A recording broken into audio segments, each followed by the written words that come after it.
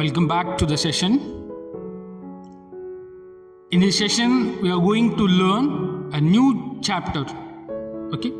First, for the introduction, you just see your surroundings.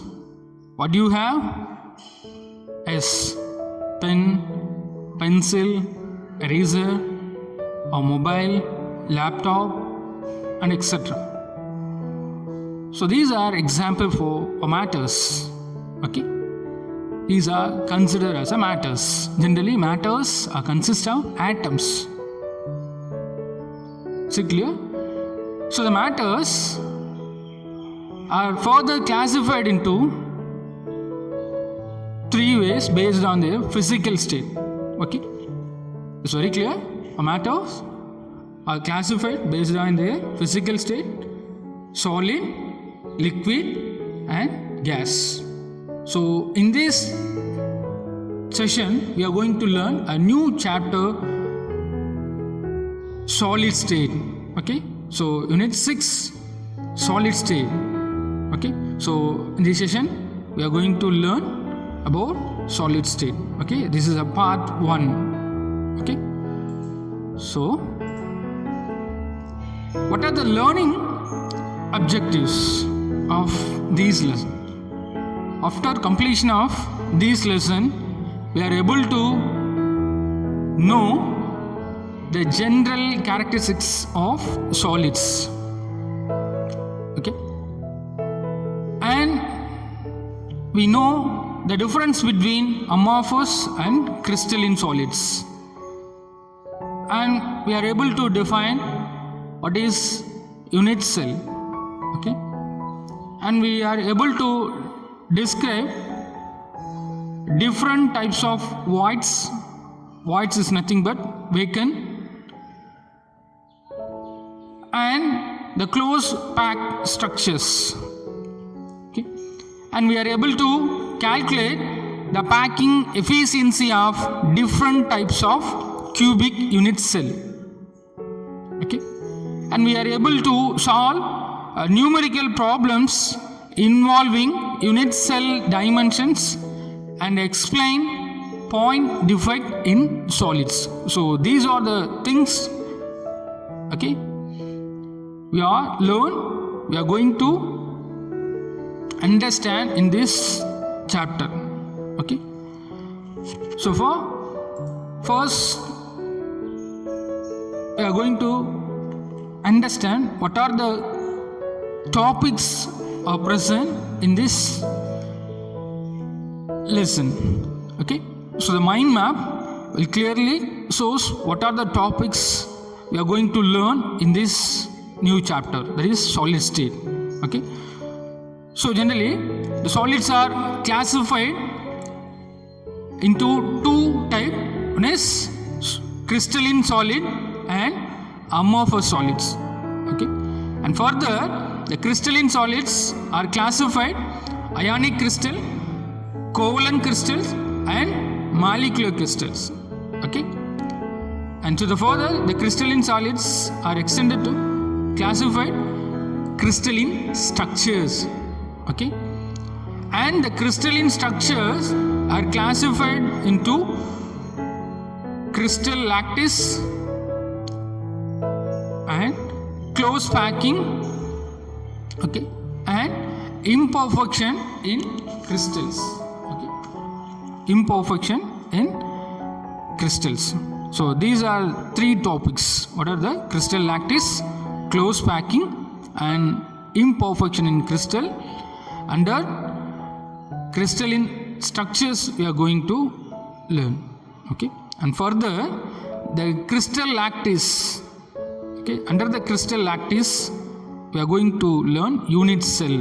Okay, so under the unit cell we are going to learn what is a simple cubic, what is body center cubic, what is face center cubic. Okay, so under the topic close packing, okay, we are going to learn SC is a simple cubic, BCC body center cubic, HCP, okay, hexagonal close packing, CCP cubic close packing. Okay, CCP is cubic close packing.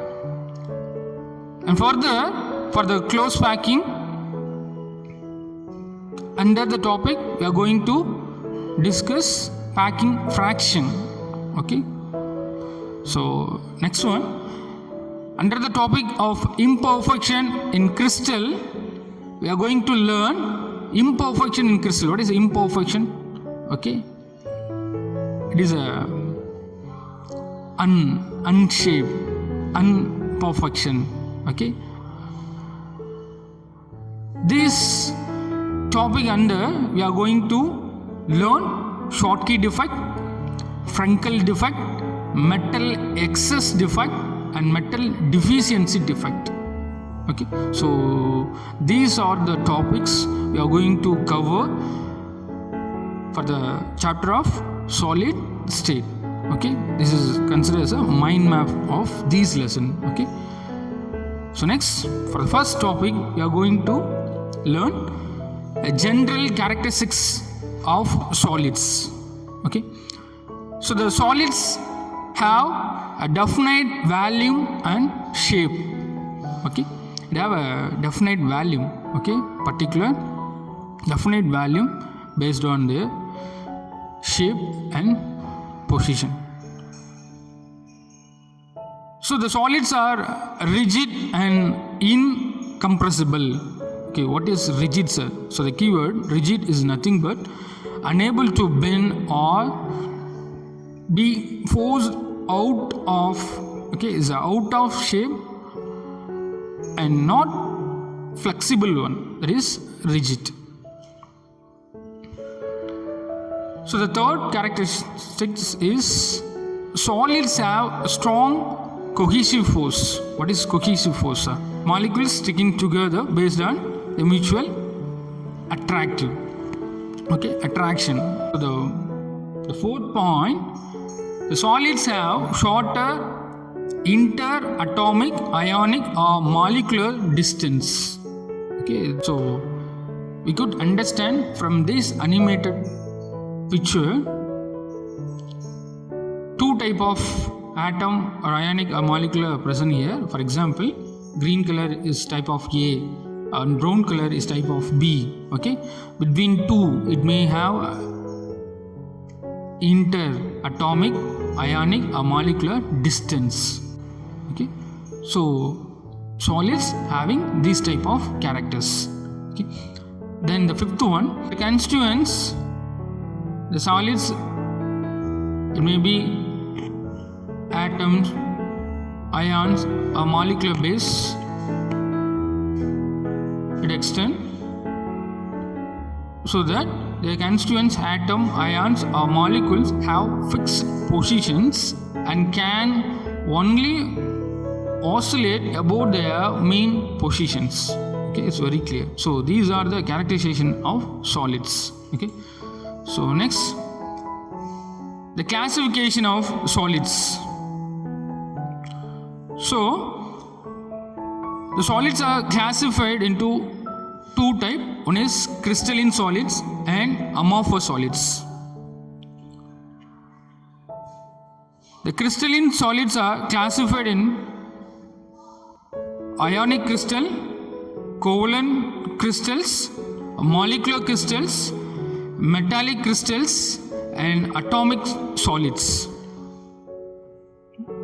Okay, for example, in ionic crystal is example for NaCl, KCl, and covalent crystal is example for diamond, silica, SiO2. Okay, and molecular crystal example naphthalene, anthracene, glucose, and metallic crystals example all metallic elements is an example. Okay, for example, sodium, magnesium, copper, gold, silver and etc. And atomic solids is example for noble gases, highly stable, less reactive, inert, okay, elements, that is group 18. These are example for example helium, neon, argon, krypton, xenon. These are noble gases. These are under the classification of atomic solids. So these are example for atomic solids, okay, of group 18. Okay. So from this animated picture we can understand how the atoms are arranged in crystalline solids and amorphous solids. Okay, so crystalline solids are nothing but the arrangement of atoms is in a regular manner, but in amorphous solids the arrangement of atoms in irregular manner. For example, the amorphous solids is example for glass, rubber, plastics, and etc. Okay, so from this animated picture we could understand NaCl is example for crystalline solid. You could see in this animated structure we can understand the arrangement of atoms Na and Cl is in an ordered manner, a regular manner. So this is example for crystalline solid. And quartzite, okay, this is example for amorphous solids. Okay, so here you could see the atoms arrangement is lack of order or irregular arrangement of structure. Okay, so from these two animated picture we could understand what is crystalline solids, what is amorphous solids. Okay, once again, crystalline solids, the arrangement of atoms, regular manner, proper manner, order, like, okay. In the arrangement of amorphous solids, the atoms are arrangement, irregular manner, lack of order. Okay, so we can understand what is crystalline solid and what is amorphous solids and their example. Okay, so next we are going to learn what are the difference between crystalline and amorphous solids. So the crystalline solids are a long range orderly arrangement of constituents, but the amorphous solids short range a random arrangement of constituents. For the second point, the crystalline solids are a definite shape, but in the amorphous solids they have an irregular shape. The third point, generally the crystalline solids are anisotropic in nature, but in amorphous solids they are isotropic like liquids. The fourth point, the crystalline solids are considered as true solids, but in the amorphous solids are considered as pseudo solids or supercool liquids. Okay, pseudo, it is a duplicate, or in Tamil it is a poly. In a fifth point,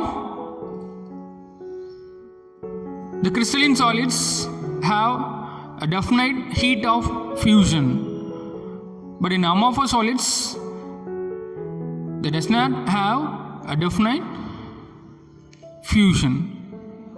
So that in a sixth point, based on the definite fusion, they have short melting points. Okay, but in a amorphous solid, it doesn't have definite heat of fusion, so that they are gradually softened over a range of temperature and further, so it may be molded. Okay, so the seventh point, the example of crystalline solids, NaCl, diamond, and etc. In amorphous solids, example, rubber, plastic, glass, and etc. This topic you can understand what is the difference between crystalline and amorphous solids. Okay, so the next we are going to learn isotropy and anisotrope. Okay, isotropy is nothing but it means uniformity in all directions. In solid state, isotropy means having identical values of physical properties such as refractive index, electrical conductance, and etc. in all directions. Okay, so that amorphous solids are isotropic in nature. Okay, it's very clear. This is example for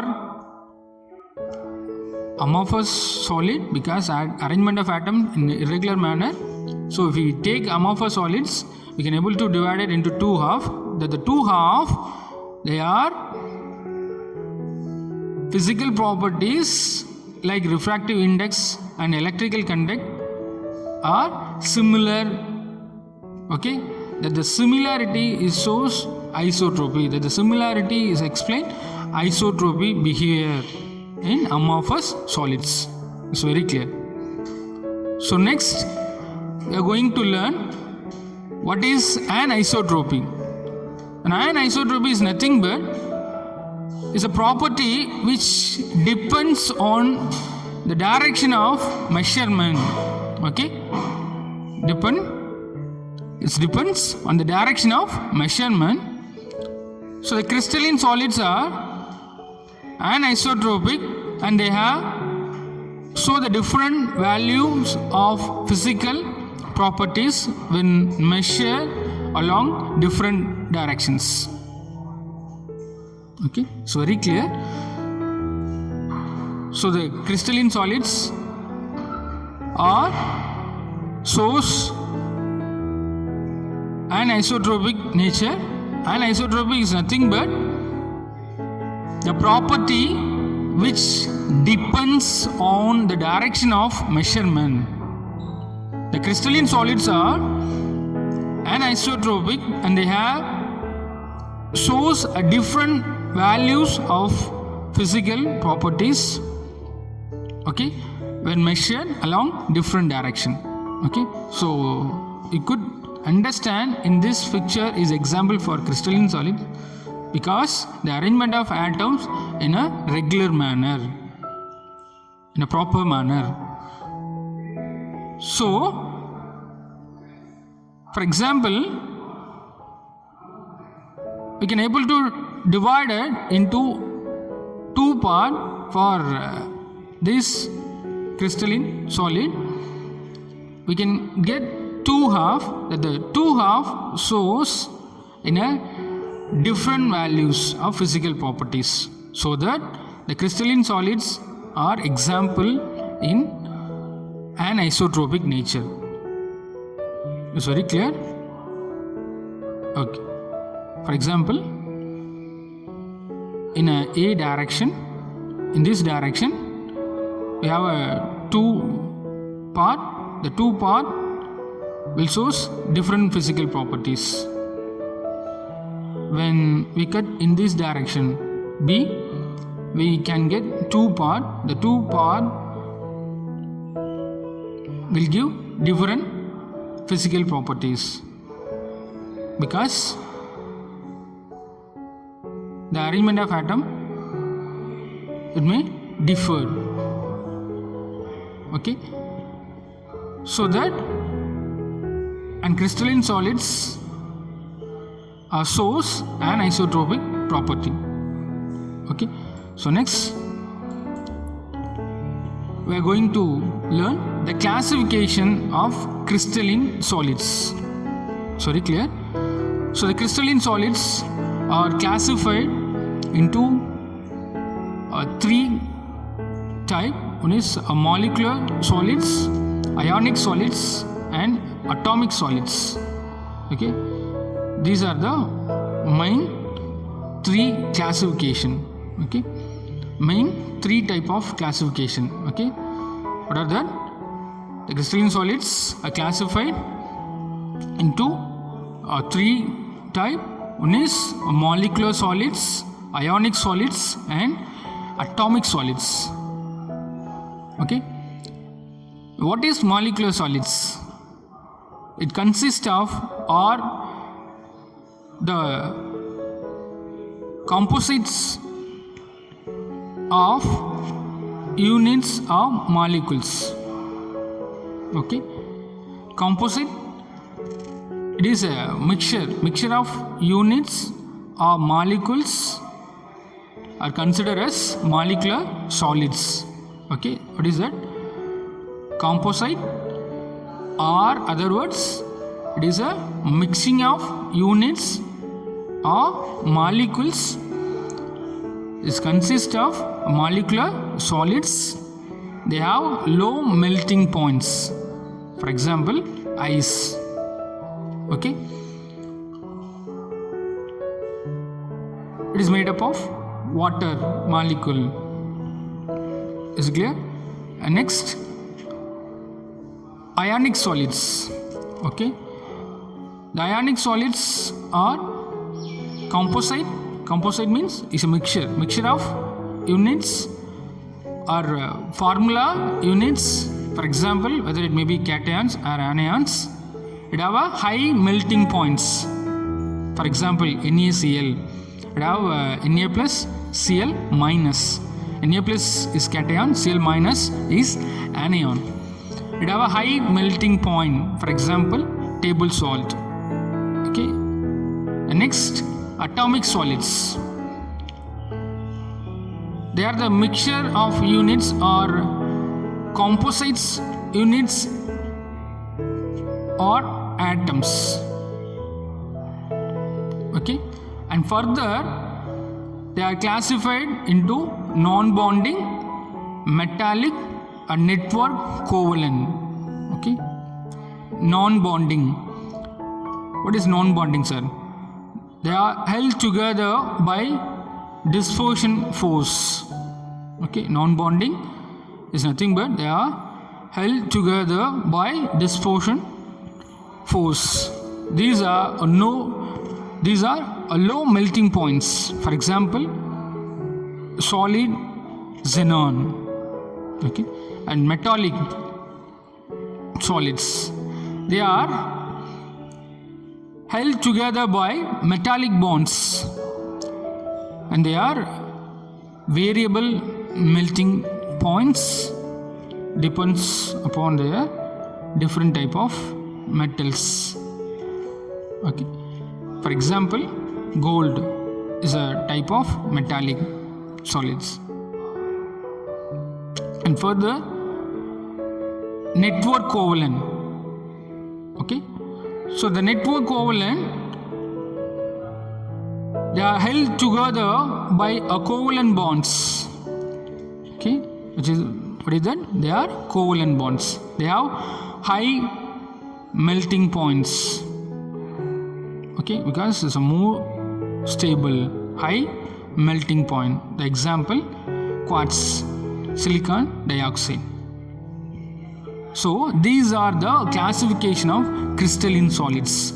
So once again, the crystalline solids are classified into molecular solid, ionic solids, and atomic solids.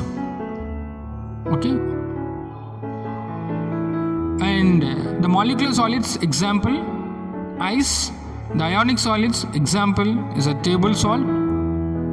The atomic solids are further classified non-bonding, metallic, network covalent. The non-bonding is example solid xenon, and metallic solids is example for gold, and network covalent is example for quartz, silicon dioxide. So these are the classification of crystalline solids. Okay, so in this session, the possible question is write the difference between crystalline and amorphous solids. Is it clear? So students, I hope you all understand very well in this session. For the next class, we will discuss detailedly about the classification of crystalline solids. Thank you, students.